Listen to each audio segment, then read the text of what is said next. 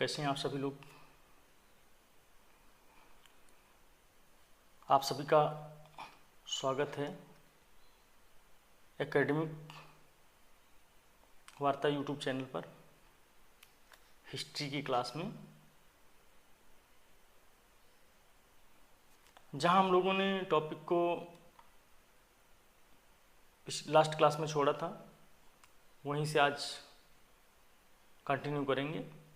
पिछली क्लास में हम लोग वैदिक कालीन समाज पढ़ा था। आज वैदिक कालीन संस्कृति के अंतर्गत वैदिक कालीन आर्थिक जीवन के विषय में पढ़ेंगे हम लोग।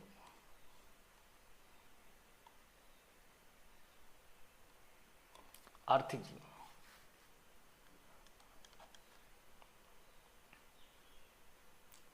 दरअसल ऋग्वैदिक काल में जो आर्य थे, तो आर्यों का जीवन का जो मूल आधार था, वो पशु था।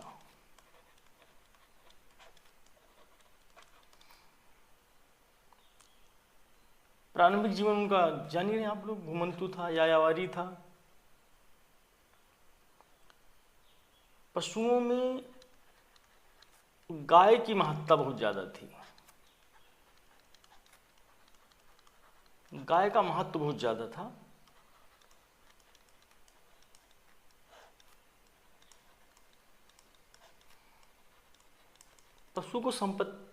गाय को संपत्ति माना जाता था, पशुओं को संपत्ति माना जाता था।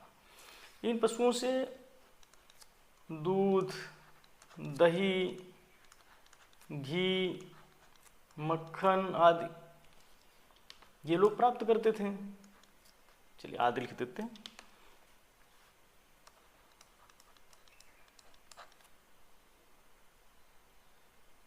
ये पशुओं से प्राप्त करते थे।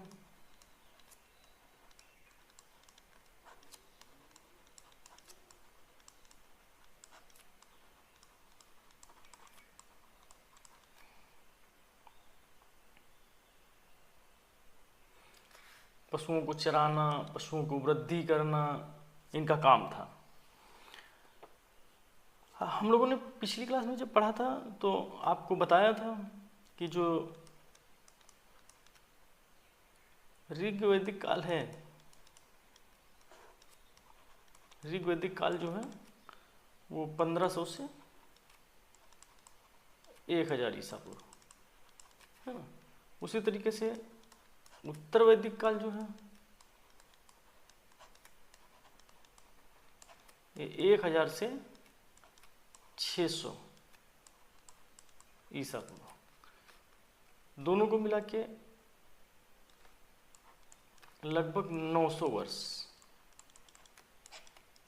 900 वर्ष में क्या बदलाव हुआ, ये सारी चीजें देखेंगे। क्या क्या आर्थिक क्रियाकलाप हुए। जैसे शुरू में पशुचारणिक व्यवस्था थी। पशुचारणिक मतलब जो पशुओं को चराते थे। उसके बाद पर चलिए लिख देते हैं इसको, पशुचारणिक व्यवस्था थी।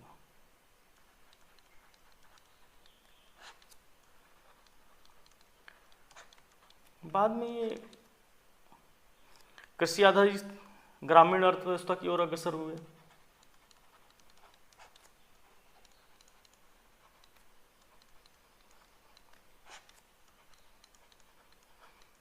ग्रामीण अर्थव्यवस्था की ओर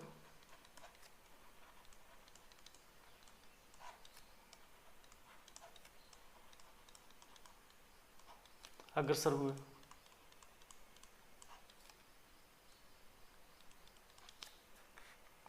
समझ इस तरीके का।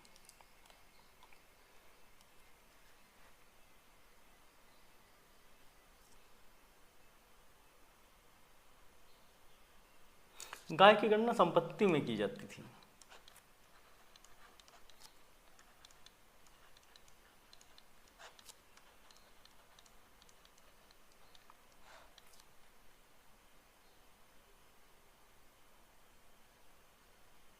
गाय की गणना संपत्ति में की जाती थी।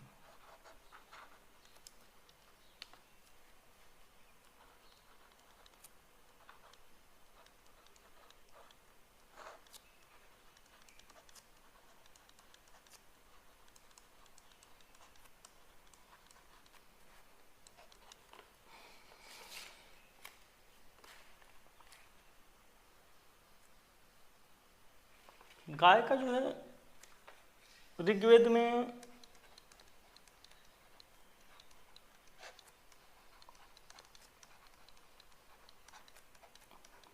एक 176 बार शब्द मिला है, गाय शब्द।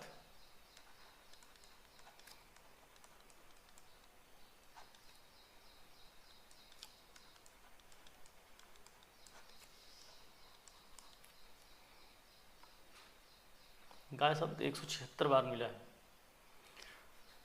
ऋग्वेद के जो 10,462 श्लोक हैं, इनमें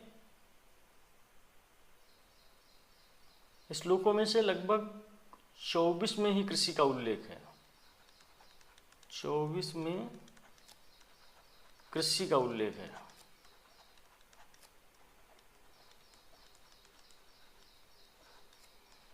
आप लोग ये किताब जरूर खरीद लीजिए। जुते हुए खेत को क्षेत्र कहते थे।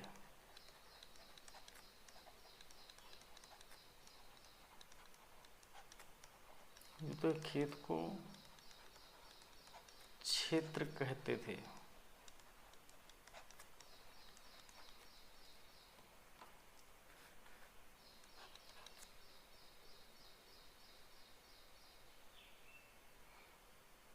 और जो उपजाऊ भूमि होती थी उसको उर्वरा कहते थे।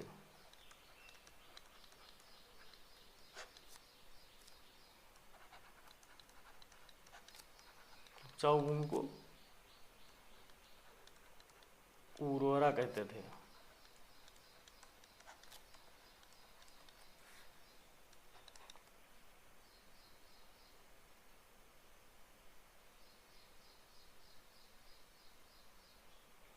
एक शब्द है खिल। ये परती या ऊसर भूमि के लिए किया जाता था प्रयोग।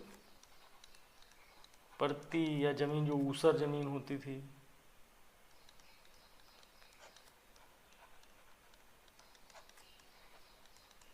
ऊसर आदि भूमि के लिए प्रयोग किया जाता था।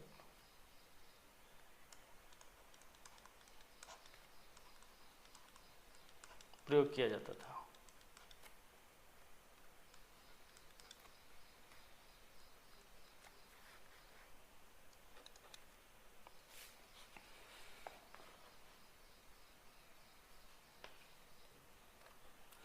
हल से बनी नालियों को सीता कहा जाता था।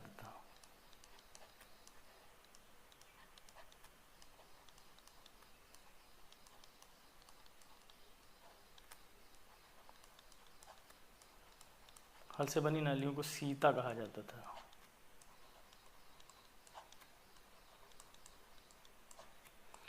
जब आप मौर्य काल पढ़ेंगे तो मौर्य काल में जो गवर्नमेंटेड जमीन होती है, राजकीय जमीन होती है, उसको सीता कहा जाता था। यहाँ पर हल से बनी नालियों को सीता कहा जाता है, ध्यान रखना ये बात। और वहाँ जो गवर्नमेंट जमीन होगी, उस जमीन का एक जो अध्यक्ष होगा उसको सीताध्यक्ष कहा जाता था। मौर्य काल में पढ़ेंगे आप। यहाँ वैदिक काल में हल से बनी नालियों को सीता कहा जाता था। ठीक है, यहाँ तक समझ गए? चलिए नेक्स्ट।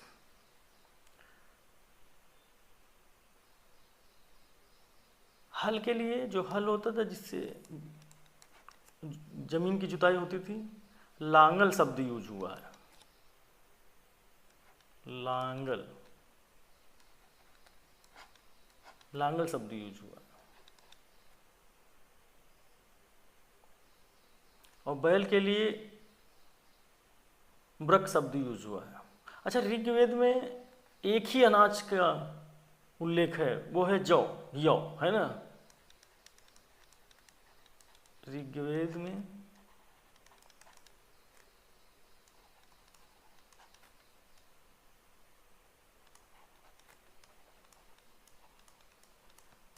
एक ही अनाज का उल्लेख, वो है यौ, मतलब जौ।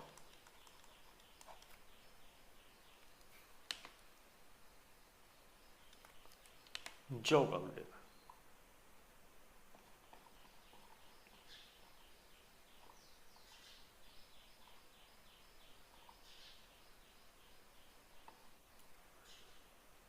जौ का उल्लेख हुआ, है ना। हम लोग वैसे ध्यान रखना आर्थिक जीवन पढ़ रहे हैं।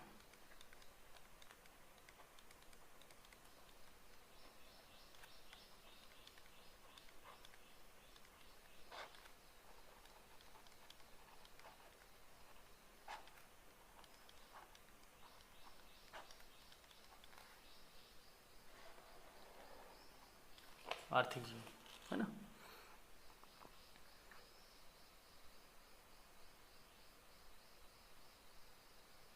गाय के लिए दो शब्द यूज हुए हैं। एक होता था अधन्य, ना मारने योग्य,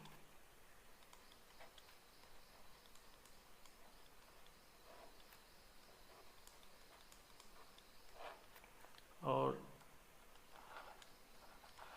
दूसरा शब्द यूज हुआ गोहंता।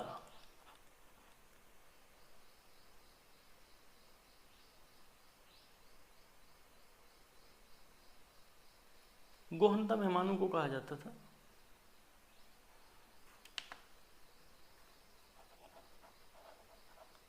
गाय को अधन्य कहा गया, ना मारने योग्य, ना।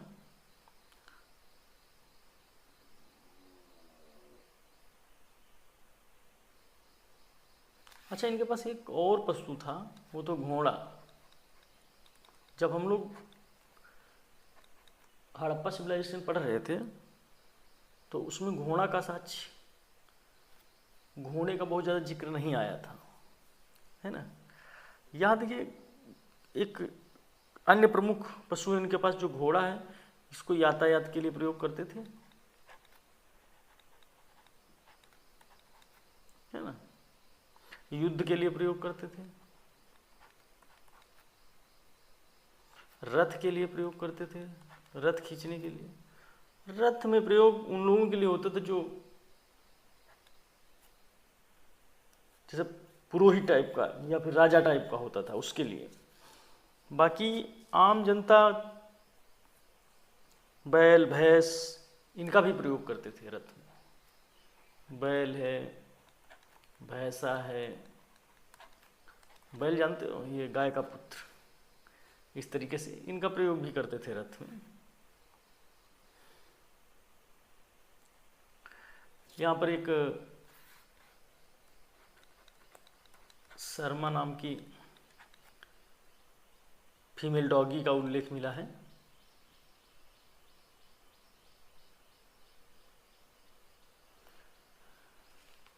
उत्तर वैदिक काल तक आते आते गाय की महत्ता बहुत ज़्यादा बढ़ गई थी। गाय को दरअसल क्या होता था, गाय का जो पुत्र है बैल, उससे हल खींचा जाता था। हल से जमीन की जब जुताई होती थी तो कृषि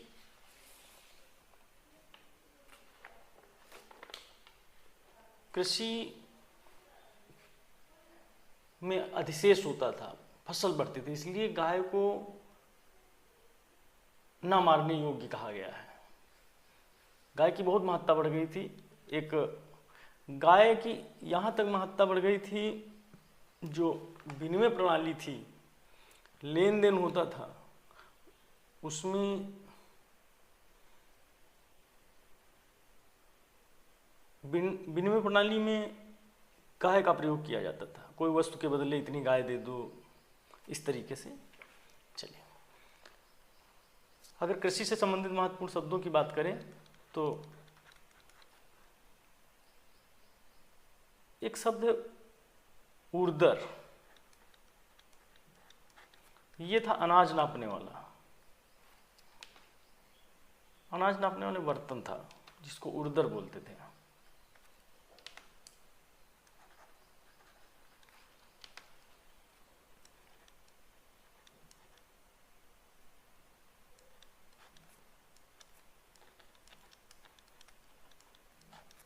अनाज नापने वाला बर्तन होता था। हसिया का साक्ष्य मिला है, शब्द मिला है। हाशिया, हाशिए को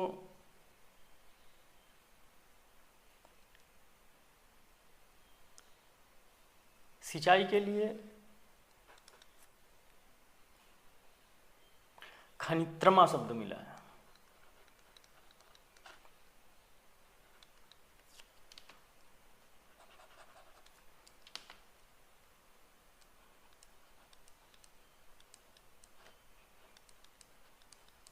खनित्रमा मतलब खोद कर निकाला गया पानी, जैसे कुआं,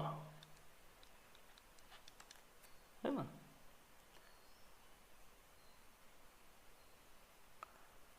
बाकी हमने बताया कि हल को लागल कहा जाता था, सीता को जुते हुए खेत की जो नालियां होती थी उनको वृक वैल को कहा जाता था। एक शब्द मिला है कीवास।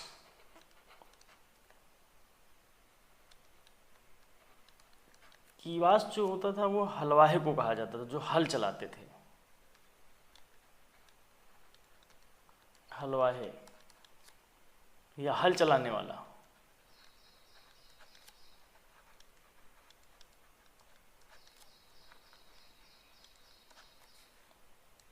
हल चलाने वाला। खाद के लिए शब्द था साकम। साकम शब्द खाद के लिए प्रयोग होता था।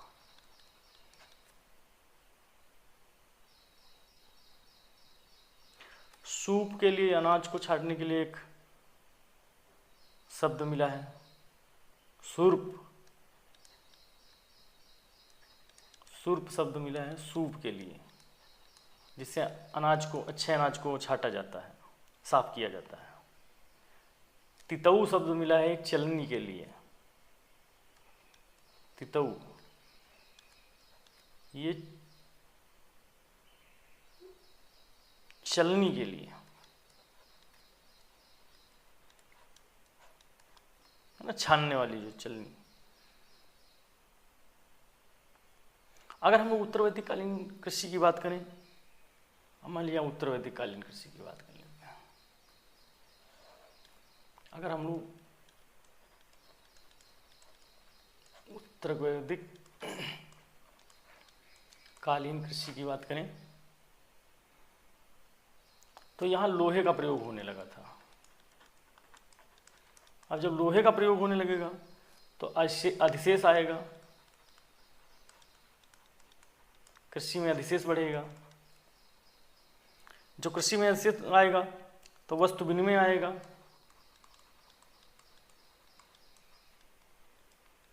अभी मुद्रा सिक्का वगैरह का नहीं मिलता है, और जब विनिमय, वस्तु विनिमय होगा तो फिर इसके बाद आप व्यापार होगा। ज़्यादा जब पैदा होगी तो चीज़ें वो व्यापार होगा, बाजार व्यवस्था आ जाएगी, माप प्रणाली आ जाएगी, और फिर उसके बाद वाणिज्य का कॉन्सेप्ट आ जाएगा। कई बार बता चुके हैं, इसको समझा देंगे बाद में आपको। उसका नगरों का उद्भव आएगा।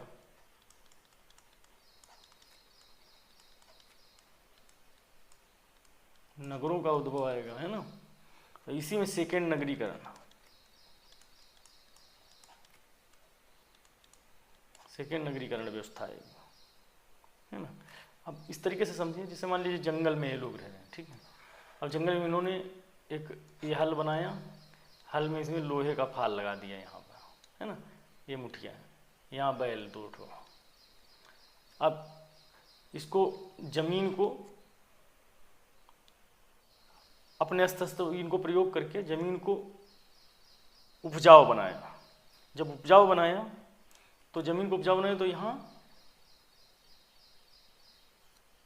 जहाँ लोहे से उन्होंने कुल्हाड़ियाँ बनाई, जंगलों को साफ किया, जंगलों को साफ करके वो जमीन जो हो गई, उस जमीन को गहरी जुताई की, गहरी जुताई, ऊपर की मिट्टी नीचे, नीचे की मिट्टी ऊपर हो गई, वो राख मिल गई मिट्टी में, जमीन मिट्टी उर्वरक हो गई। जब मिट्टी उर्वरक हो जाएगी तो यहाँ क्या है, फसल जो है ना, ये अधिशेष होगा, बहुत फसल अधिशेष हो गई।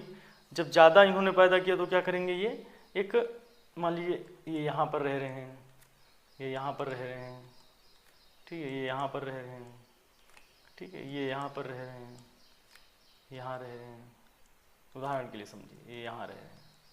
तो क्या होगा, इन्होंने मान लीजिए गेहूँ पैदा कर लिया, इन्होंने मान लीजिए समुद्र के किनारे हैं तो सीप है ना, इन्होंने मान लीजिए नमक, इन्होंने मान लीजिए फिश मछली।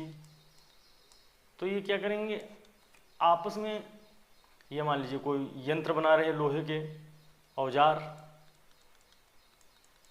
है ना, ये मान लीजिए कपड़ा बुनकर काम कर रहे हैं है ना, इस तरीके। तो ये क्या करेंगे, यहाँ आएंगे, ये आएंगे, ये आएंगे, ये आएंगे, ये आएंगे, ये आएंगे यहाँ पर बाजार में, बाजार व्यवस्था है ना।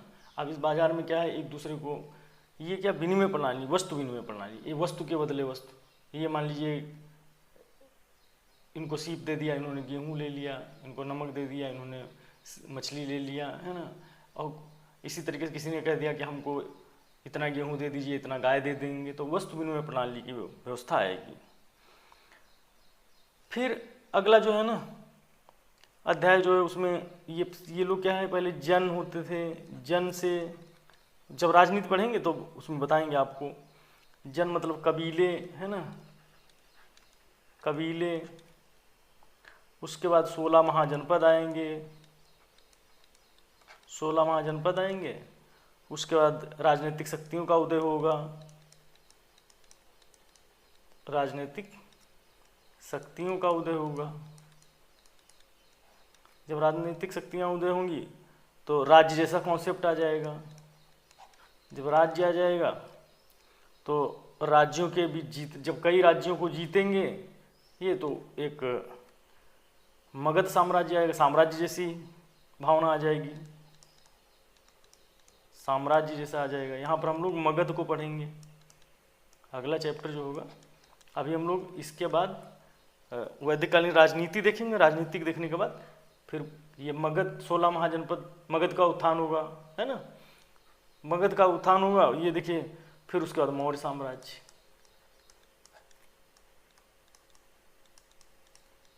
इस तरीके से कॉन्सेप्ट ये बनता चला जा रहा है। आजकल जो प्रश्न पूछा जा रहा है वो इसी तरीके से जो क्रोनोलॉजी टाइप का पूछ रहे हैं, कॉन्सेप्ट टाइप का पूछ रहे हैं कि भाई उस समय क्या था, उस समय क्या था, इस तरीके से प्रश्न बन रहे हैं। इसी तरीके से हम लोग अगर उत्तर वैदिक काल की बात करें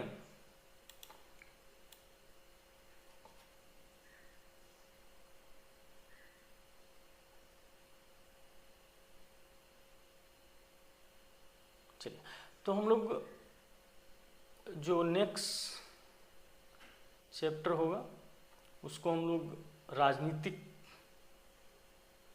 वैदिककालीन राजनीतिक जीवन के विषय में पढ़ेंगे।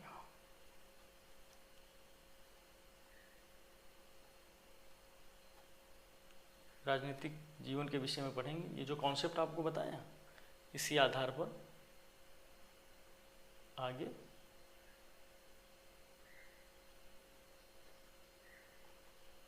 पढ़ा जाएगा। इसको साफ कर रहे हैं बोर्ड को, आगे पेज नहीं बचा। जो क्लास हम लोग पिछली क्लास की हैं उसी में इसको पढ़ाने वाले थे, लेकिन समय ज़्यादा हो गया था तो उस वजह से ये अलग से पढ़ना पड़ा हम लोगों को। चलिए, एक 24 बैलों के द्वारा हल को खींचे जाने का साक्ष्य मिला है। कंटक संहिता में ये उदाहरण मिला है।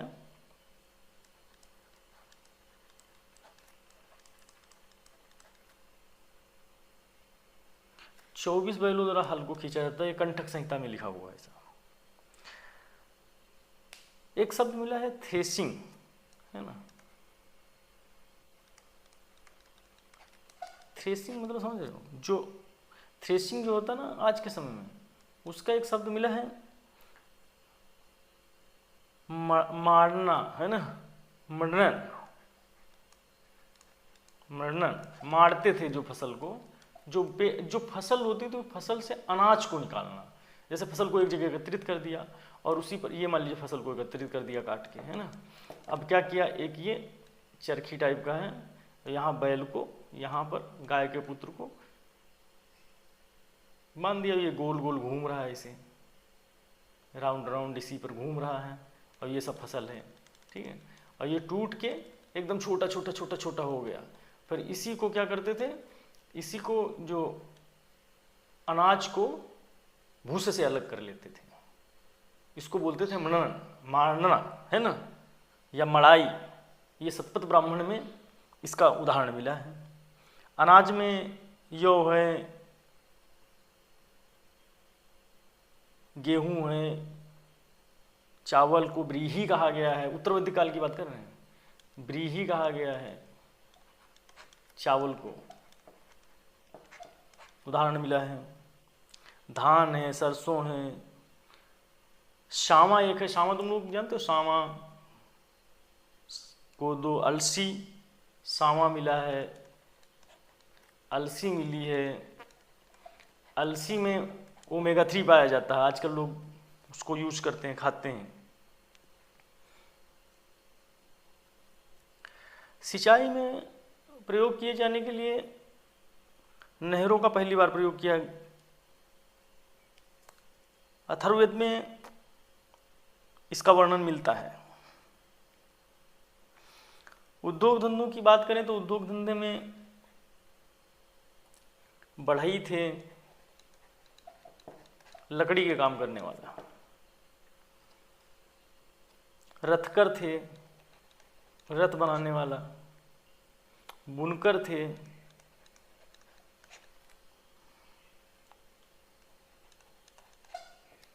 चर्मकार थे,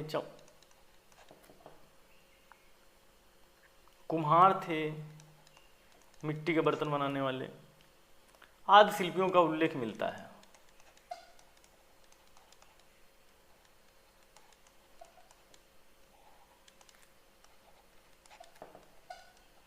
आदि शिल्पियों का उल्लेख मिलता है। अच्छा, तांबे या कांसे के अर्थ में आयस शब्द का यूज हुआ है, यहां लिख लीजिए नोट करके। तांबे या कांसे के लिए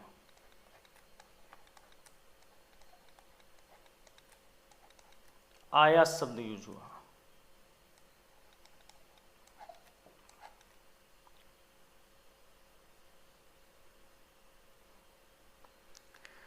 जो एक ताना बाना नाम सुने, जो कपड़े वगैरह बनाते थे, उनको बोलते थे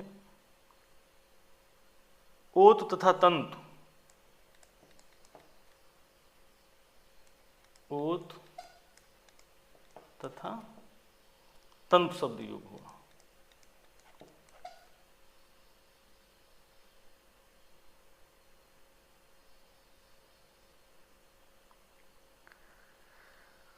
उत्तरवर्ती काल में कपड़े रंगने वाले, चमड़े का काम करने वाले, कुम्हार, धातु को गलाने वाले, एक शब्द मिलता है विदलकार। विदलकार जो होता है, वो विदलकार जो होता था वो वेंत बनाते थे। वेंत मतलब जो विदलकार, एक शब्द मिला है, बता रहा हूँ, थोड़ा इसको साफ कर देता हूँ बोर्ड को। विदलकार,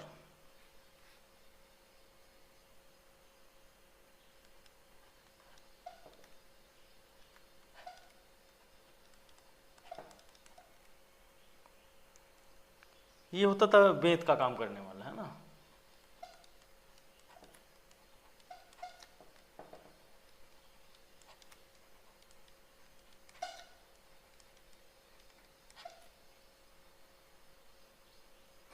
कृष्ण आयास लोहे को बोलते थे।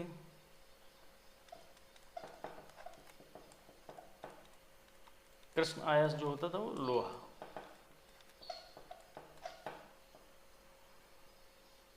और आयास शब्द सिर्फ तांबे और कांसे के लिए प्रयोग होता था। कृष्ण आयास लोहा बोलते थे, आयास शब्द सिर्फ तांबे और कांसे के लिए प्रयोग होता था। आज की क्लास यहीं, नेक्स्ट क्लास में हम लोग पढ़ेंगे आपका राजनीति, वैदिककालीन राजनीति। आप सभी का बहुत बहुत धन्यवाद।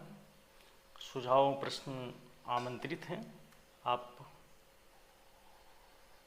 कमेंट्स बॉक्स में लिख सकते हैं। हमारा एक टेस्ट सीरीज है, इस नंबर पर जुड़ जाइए आप। हम लोग जल्द ही एक टेस्ट सीरीज चलाने वाले हैं, बहुत जल्द ही। GDC government degree college assistant professor का और नेट का